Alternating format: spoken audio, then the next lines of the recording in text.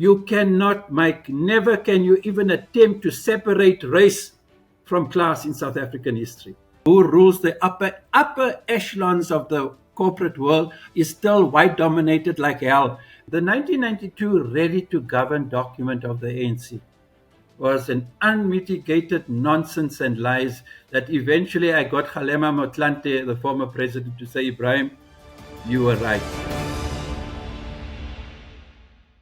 Welcome to the State of the Nation, and today we have something which will happen in this on any channel, and that is right of reply.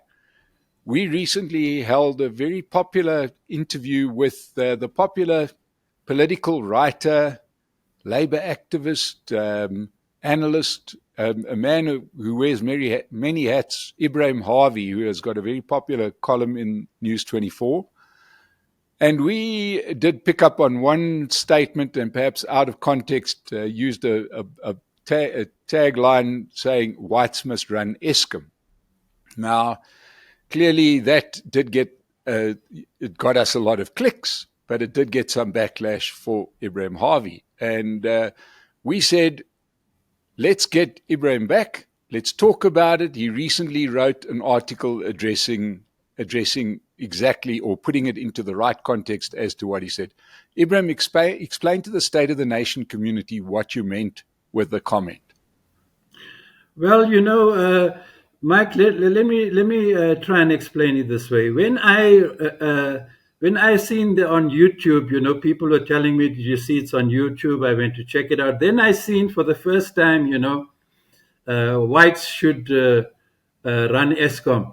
And I was a bit concerned. I think I shared it with you on our WhatsApp, But I got my sister and a number of people said, hey, well, I said, this is an editorial decision, and this is how they played it out. But I have no qualms at all because I don't need to be defensive. What was important for me to do, which is what I did with what motivated the column, Mike, the News 24 column of yesterday morning, was to place this question of whites must run or rule Eskom in perspective. I felt I needed to.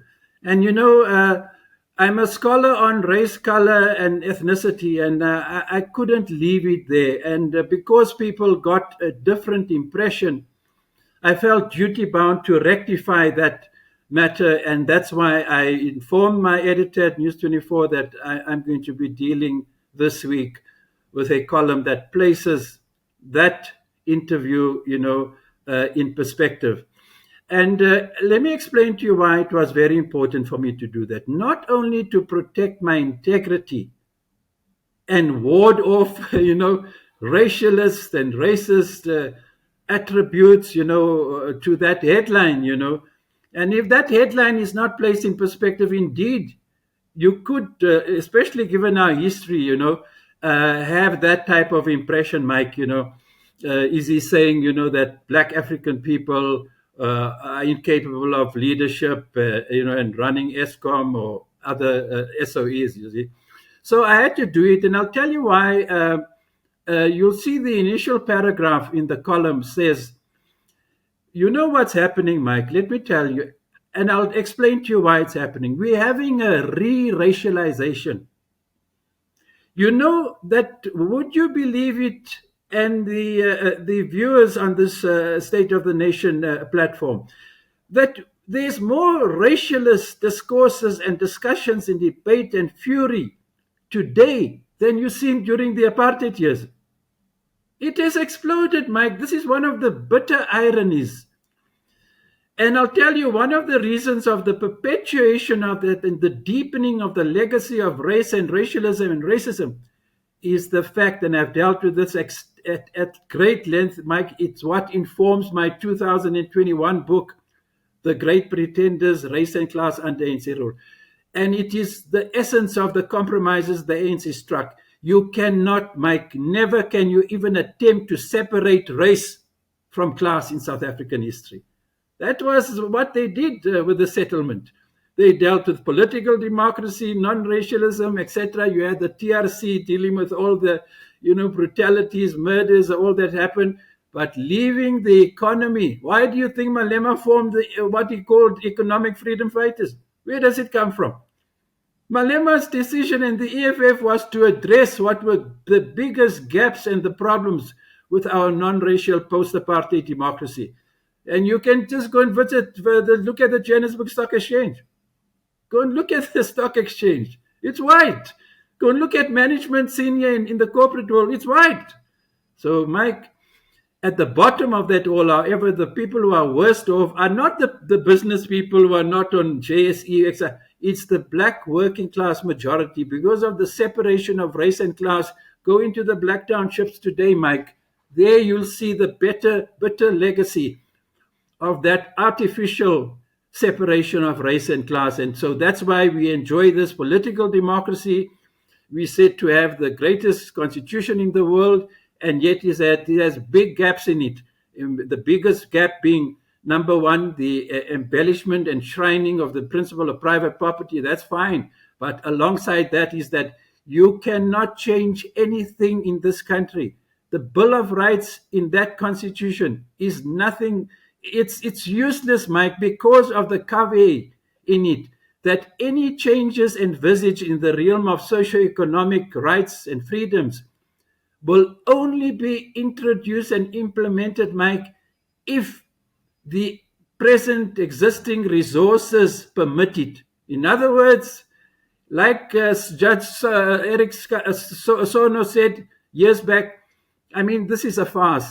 He says, how can you separate political rights from socio-economic rights, And that is the biggest pitfall of our constitution, Mike. But back to this thing about, I tried to put it in perspective why I not necessarily took umbrage. I mean, editorial right prerogative is there, how you carry things. But it's because my sister and a couple of people close to me, said, what is this about? I felt duty bound to put this matter in perspective.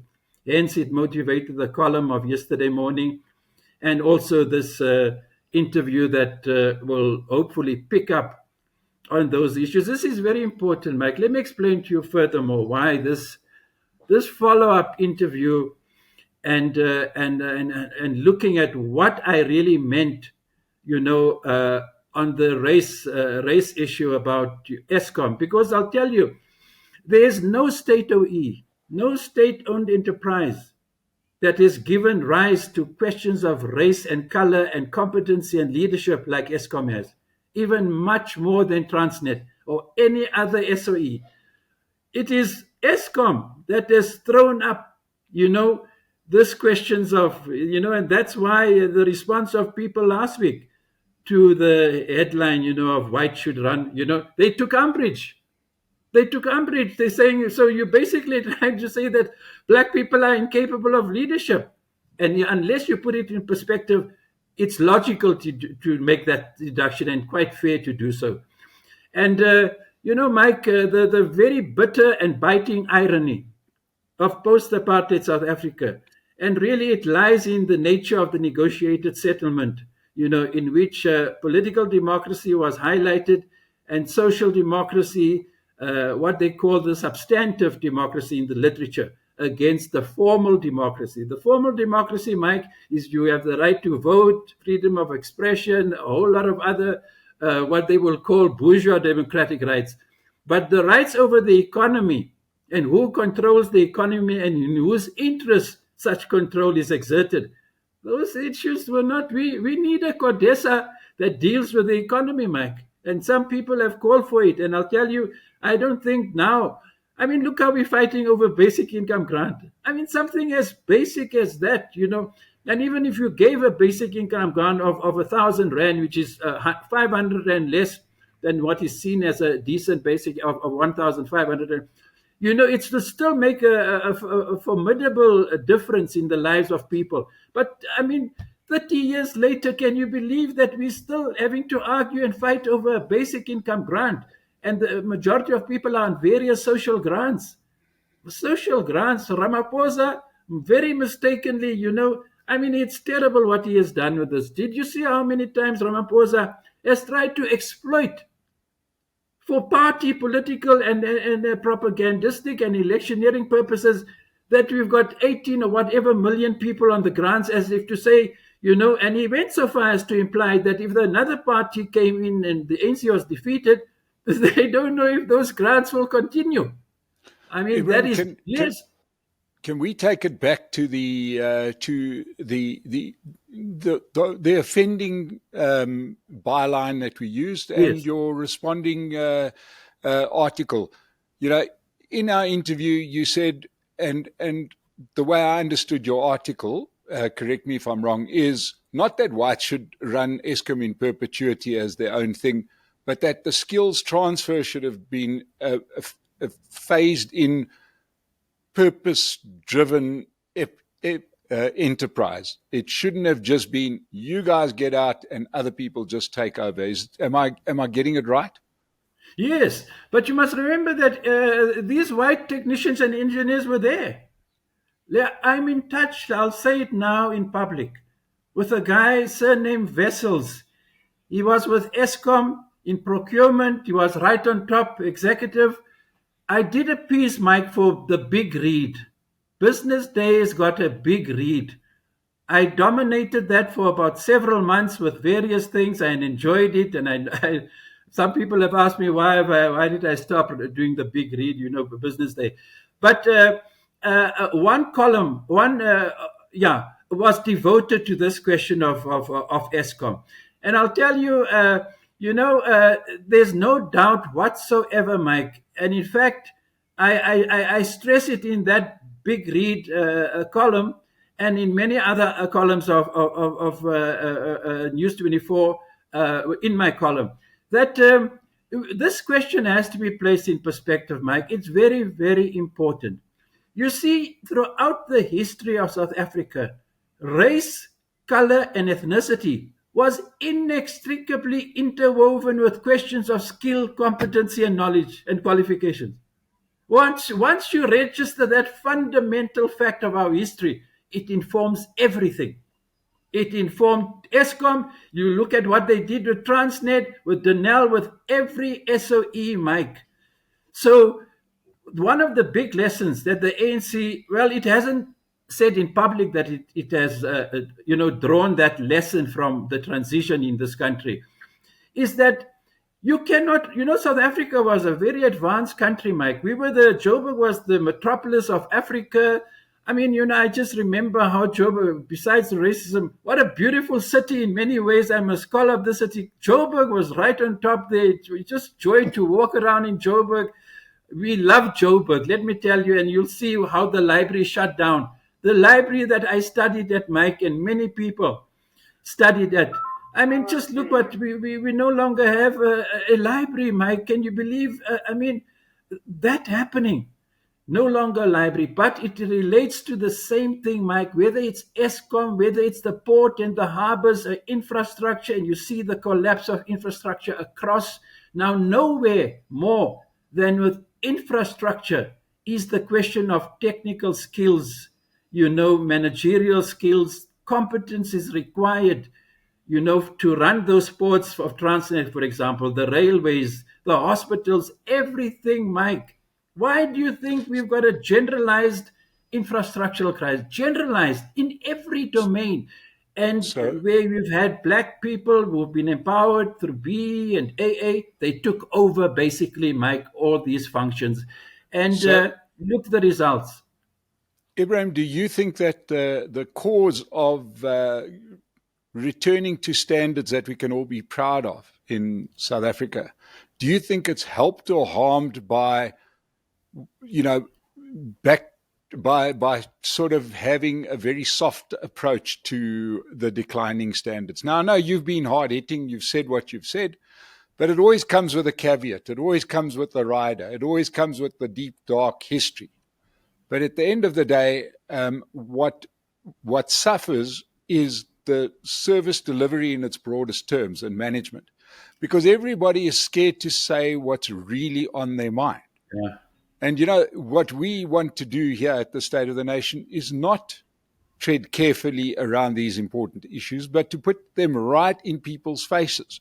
to say what the implication is of Okay. certain things as we head towards an election. We've looked at manifestos and said, do you know what the implication is of property rights? Do you know what the implication is of these policies? So, in your opinion, is the country helped or harmed when people like you and I, that remember a wonderful city, that know what standards could be achieved relatively easily with just good management and good technical skills, do you think it's helped or harmed by us backtracking on these hard points? Yeah, you can't backtrack. You see, principles you fundamentally cannot backtrack. This is a profoundly important principle. What is the principle? The underlying basis of it. Mike, in this modern day world, especially technology, and you see what's happening with the fourth industrial revolution. The point I'm making now is even going to become more enhanced when the fourth industrial revolution really rolls over this country. They've held it back. Let me tell you, the powers that be have held back because of COVID and then the Russian invasion. You know, we talk about a jobless bloodbath. I think it's going to be far worse. But, Mike, to get back to this question, look at the Vaal River. I can give you many examples. The Zoo Lake, the Vaal River, we used to go and enjoy ourselves on a Sunday, take a drive out. I mean, the Vaal Dam, Mike, it is horrible to see what has happened there because of corruption. So much money that has been stolen. I mean, the it's just a total mess. The whole Vaal Dam and how people have decided not to go there at all because of what has happened. The sewerage, I mean, it's a total mess, Mike. And I used to go there We, often, at least once a month or once every 2 months. We went out there on a Sunday. I'm just using that as an example, Mike. And there's no doubt about this fact. I'm happy that you're raising it because I need to try to get further into drilling down to the gist of what I'm saying. yes, You but see, yes. okay, Like, all right.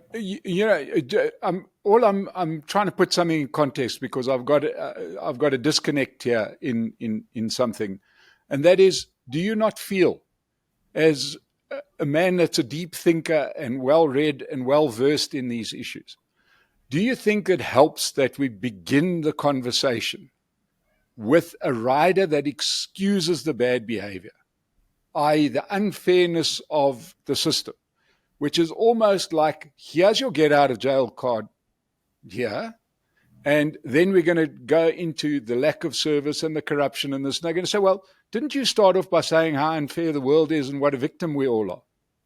Yeah, no, Mike, you see, we have to separate issues here. It is very important to separate. That is the answer to your question. This is the gist of it. The separation of the issues resides upon this thing. You see, the 1992, let me give you some bit of history to answer your question. The 1992 Ready to Govern document of the ANC was an unmitigated nonsense and lies that eventually I got Kgalema Motlanthe, the former president, to say, Ibrahim, you were right. You got a point about that. Because, Mike, I mean, how could you be ready to govern, Mike? They said that for electioneering purposes, 1994 election. Ready to govern.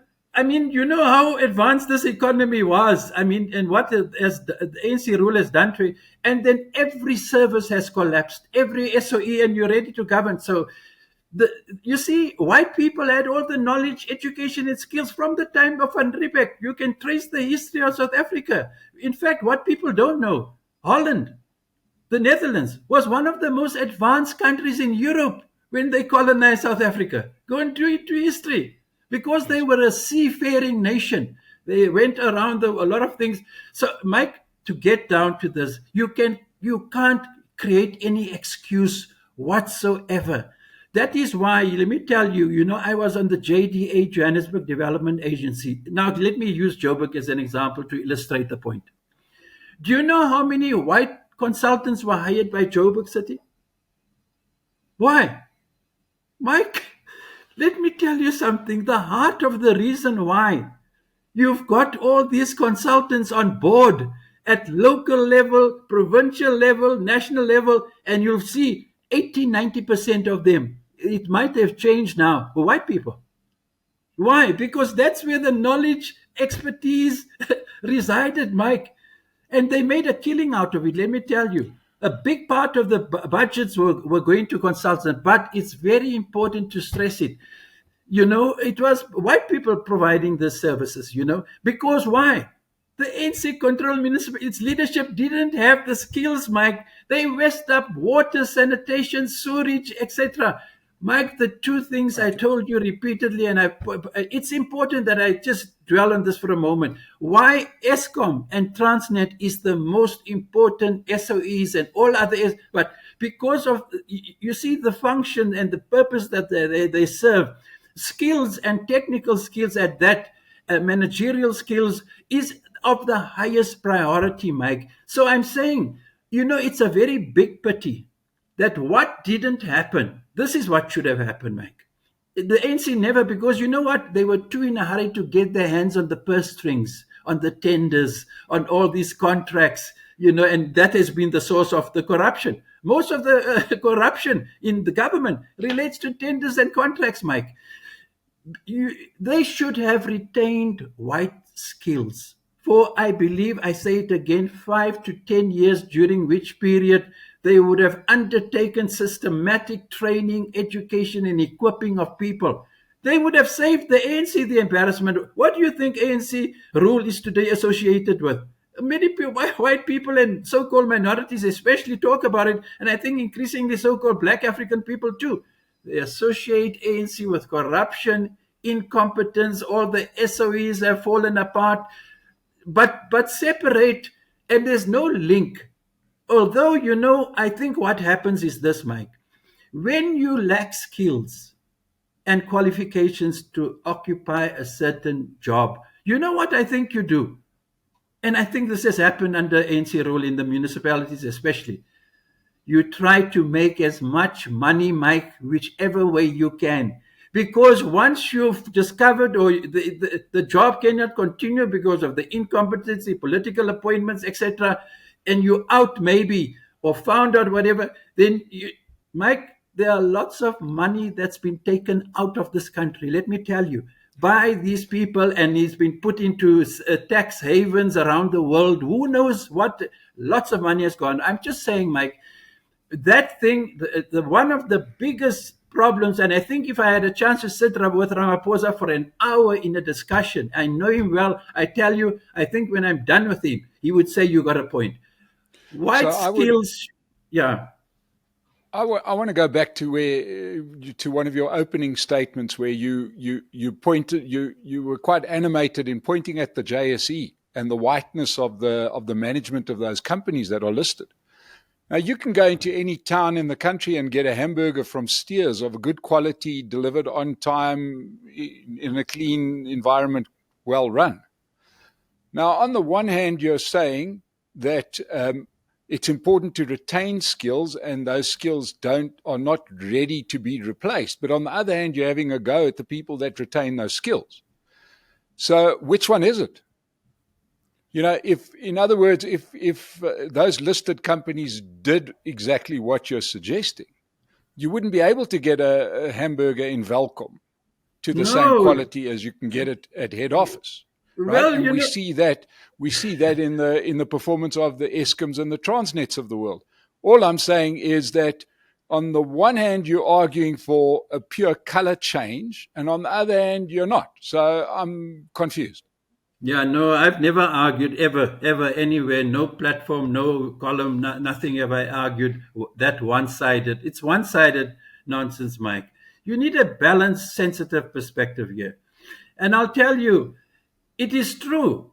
Now, you see, let me use nationalization as an example to demonstrate my point. I've said it in numerous columns. You see, Malema, these people haven't even studied the Freedom Charter properly. They're calling for a state bank, nationalization, a whole lot of things going on. Mike, the whole notion of public ownership, of state ownership, has been given a very negative, devastating connotation because of what the ANC rule has done to SOEs.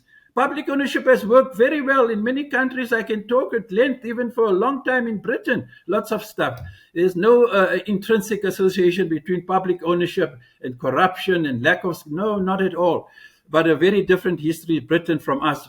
Mike, the thing is this: those companies. I'm happy you point to JSE, and indeed, the question is valid. Would you, if that didn't happen, would you get burgers at Mike's kitchen or wherever? Mike, it's true. I think if BE and affirmative action had made a further inroads, even to these issues that we're talking about ultimately, about the ownership of the JSE, I think we'd probably have, if we follow what has happened already, have had bigger problems, and maybe even greater corruption, you see, if it was that way. But, they couldn't do it. Now, let me tell you, you couldn't do that to the white dominated sector. Mike, where is let me give you the heart of why, what the ANC has done to the state. They couldn't do the white dominated private sector anything. But what could they do? The right to property is enshrined in the constitution, and the right to capitalism, etc., enshrined, because capitalist defense of it and private property inextricably interwoven always throughout history and globally. So the thing is this, Mike: if you had to abandon, if you have, and you cannot do that in modern governments. You cannot do that. The question of technical skills, Mike, academic knowledge, expertise. You wouldn't have had the crisis at Eskom Transnet if you had all the requisite skills in place. Did you have this, besides racism of apartheid? Did you have Eskom falling apart during the apartheid days? Did you have, I mean, come on. Danelle, you can talk about every SOE. They were on top of their game, Mike. The white people dominated the skills. They have all this stuff. They're running this country and all the skills from the time of Van Riebeck, man. So this is the unfortunate thing. What the ANC did, you see, the public ownership and the SOEs, it used its access to the resources to line their pockets, Mike. This through the policy of cater deployment. That was so happy when the DA won this case last year against cater deployment. And there's nothing that I have supported more of the DA, let me tell you in public now, than their fight against cater deployment. That party needs to be commended more than anything you can ever, because that's been the machinery, Mike, of state capture, is been cater deployment. And with it, all the people were not put in. I told you what Ronnie Castro said to me. Thabo Mbeki, when he put him in charge of water and sanitation, Thabo said Ronnie said to Thabo, but I don't have any skills. He said, just keep quiet, please. That is how they deal with things, Mike. And look at what expense, look what has happened to water, sanitation, everything. So I'm just saying, it's the way our transition unfolded, Mike. It's the way, and you know what, this BE and political appointments, when people did not have the record, is the biggest problem that we had. But did the white corporate sector not envisage? That is it. You need to ask yourself and call the experts here. And if you want me to join into that debate, I'll do it. I'm asking myself in 30 years later, Mike, did the white dominated corporate sector, the wise people there on top, the Anglos, did they not envisage this? When the deal was struck in 1993, and then you had the truth, and 3 years later, excluding economic issues, and then you have Malema forming, did they not envisage that we're going to be sitting with a situation inevitably along the lines? If we look at BE, an elitist thing, and A, and it has done, did they not envisage what it would mean to the SOEs, giving the ANC control over the SOEs of local municipal? Everything has fallen apart, Mike. My question is this: did they not? And even the Nationalist Party, they were forced into this, Mike. That's why even the referendum that de Klerk conducted in 1992, they were forced into these things. The white people didn't abandon power. What are you suggesting that the white-dominated old South Africa could have done to have changed this course? I mean, without going back into history, because here we find ourselves in this for the merits of this discussion in the early 90s. You've got a complex economy that's been running as a first world economy, with many people excluded, but big parts of the economy are running as first world economy. We do now have only a small number of qualified people coming through of color at this point. Yes. What are you suggesting that these corporates or the National Party or anybody else that was involved with a microphone, what could they say? What could they do? That's the thing. But the thing is, besides what they could say, Mike, because everything was loaded against them, the initiative was in the hands of the ANC. Yeah. Although they had foreseen this thing, that's why they started going to visit the ANC abroad, in 1986, 87 already. They seen what was coming. They were miles ahead of the Nationalist Party even. They dragged the NP into this thing, Mike. The Anglo-Americans were leading the way. What do you think happened in the 1980s? Directly through the influence of Harry Oppenheimer and Anglo. And that's why they drove this thing. They could see what was coming. And they wanted a transition. And I think they genuinely favored a non-racial democracy. And in fact, as I said last time, BE came from their thinking. But I don't think that they ever envisaged what would accompany BE and the corruption and incompetence and what has happened. And in a moment of absolute irony, as we were nearing the end of our discussion with Ebrahim Harvey, we had a power outage in the whole West Rand because a tree was cut that took down some power lines. So poor Ebrahim was without electricity for many days, and as if to prove the point that we do have an electricity problem, it shows you that everybody has a sense of humor. So, except for Ebrahim, most of the weekend when he didn't have power or a sense of humor. So, if we look a little bit different, it's because we're recording this a while after we did the first half of the interview. But Ebrahim, I was about to put a question to you that circled back to the first point that you made in our discussion, which was that the JSE remains white dominated. And then we have spoken about the failures in many of the state-owned entities because of rushed changes. And I was just trying to work out, those listed companies have got very thorough management processes, and it's taking a while to get the technical side up. But it's because those businesses are run like that, doing, I think, largely what you said, which is skills transfer. But in that case, you were unhappy that they were still white. But in the case of state-owned entities, you said that the transfer was too quick. How do we square that circle? Well, you have to be very high level of specificity is required to address this question. It's two-sided.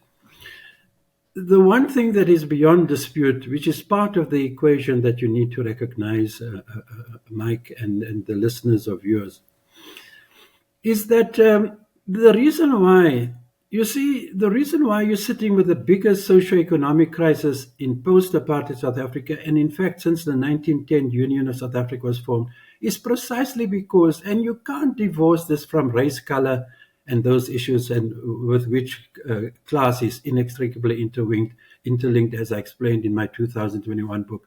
So that is why you've got the worst poverty levels, unemployment, social inequalities that we've ever had. Mike, I must emphasize this so you can understand this. It's very critical and important.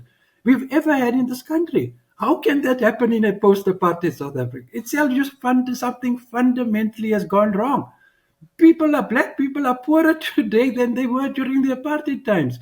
The social economic BE, if you think it did us a great service, it did a massive disservice. BEE and its related affirmative action, race-based, is as a result of that, you've had intra, not inter, black racial inequalities exploding. So the social economic inequalities within the black population, as they were understood during the apartheid, or if you want to even talk particularly about so-called African people, because of the weight of apartheid racism, you had a fairly homogeneous black population. Now you've got a totally heterogeneous, deeply divided by class. So the socio-economic inequality within the black population has exploded after 1994. Now, about the JSE, you see, the irony, and this is a very it's a complex thing to grasp. Is that I told you the last time? In fact, if BE had made more inroads into the white-dominated corporate world, if it had made more inroads, and if you look at empirically, there's a connection between corruption and BE. Most of the BE deals have been tarnished and tainted with corruption. So, in fact, ironically, which is what Ramaphosa and the ANC and black industrialists knew they could not do. The political establishment could not touch white capital and the private sector, really. What could they do? The skills were dominated there, based there, etc. And you see what has happened subsequently. It's that white people generally, who can believe me saying this, were better off. The white corporate sector, go and listen to Mbeki's last State of the Nation address in 2007. He said that they've been kind to the corporate sector. When he's talking about a white-dominated private sector. They were making bigger profits. Apartheid negotiation brought them peace, stability, etc., etc.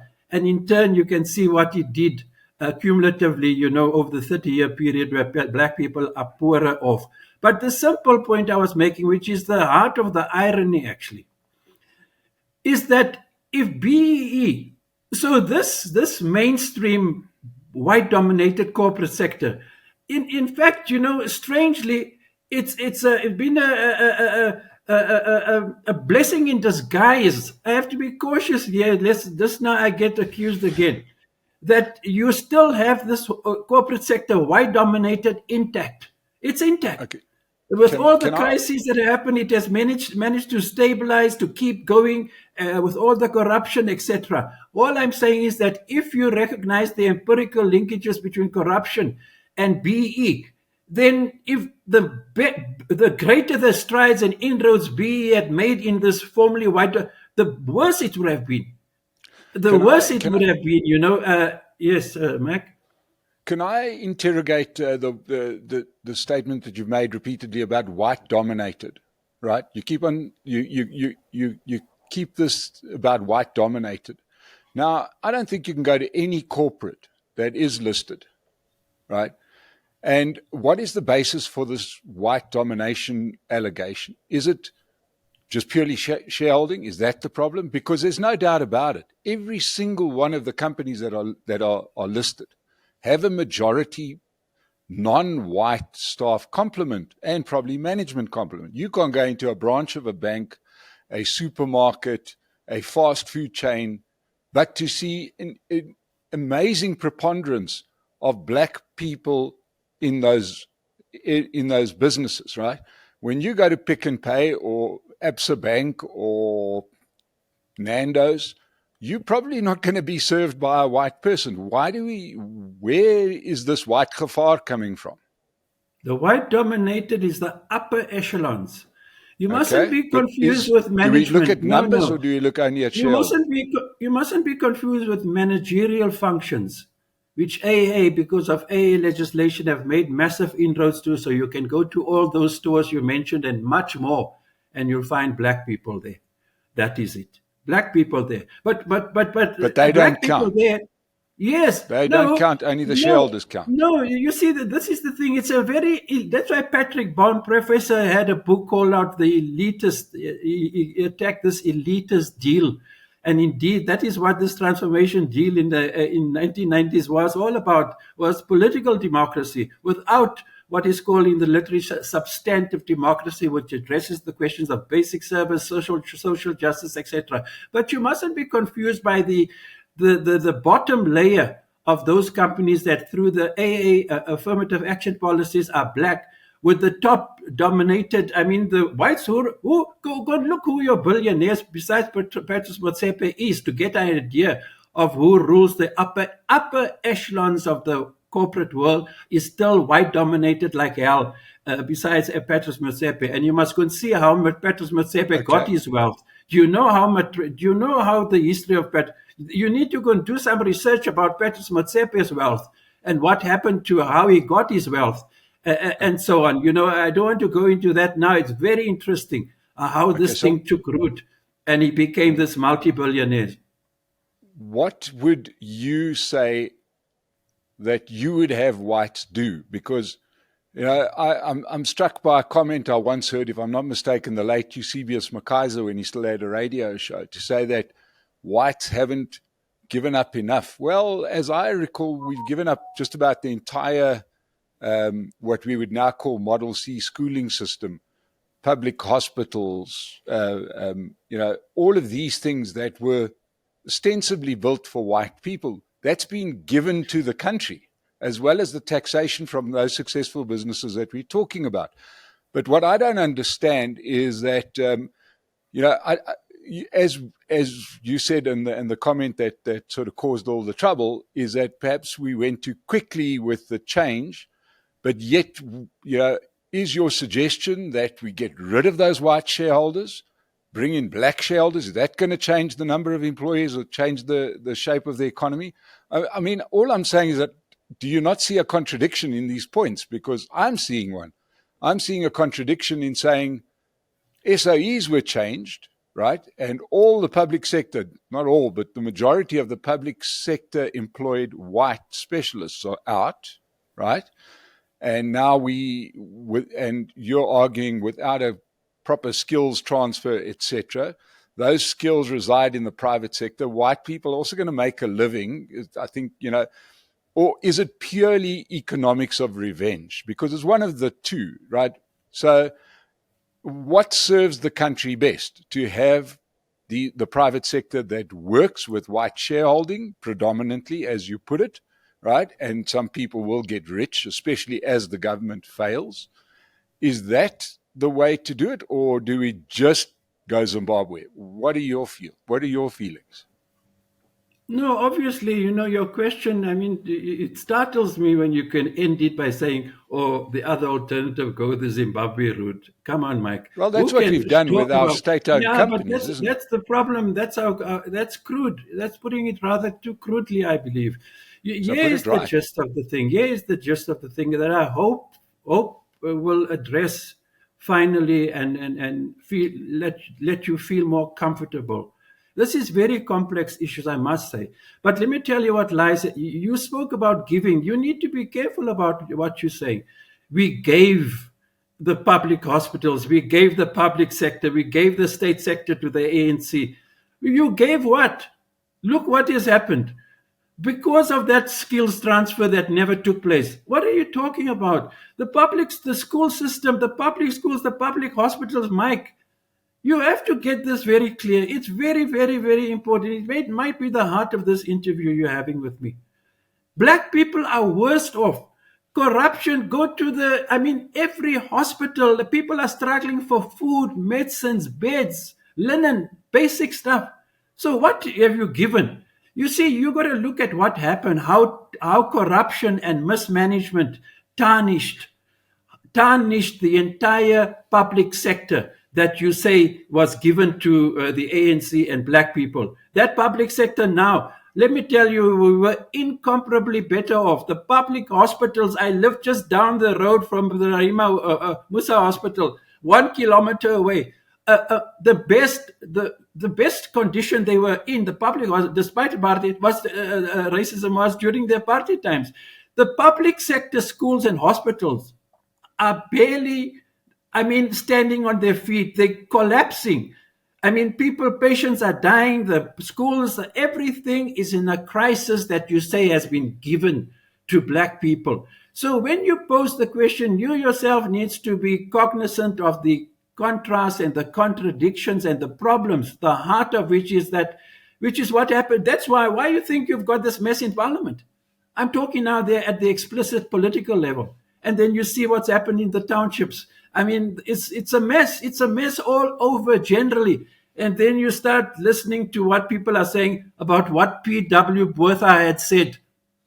You go and see it on Facebook saying, yeah, you want this black majority rule, just see what's going to happen to this country, and lots of, that type of people have raised this on Facebook. You can go and check it out, as to say, so you see what P.W. Botha was saying, if you've got future black majority rule in this country, what's going to happen? It's going to collapse and fall apart. And indeed, I mean, obviously, he had his own right wing agenda to keep power and so on. But look what has happened, Mike. Mike, I live in Roodepoort. I overhear white Afrikaner people at restaurants, the hatred for the ANC and how their lives have changed.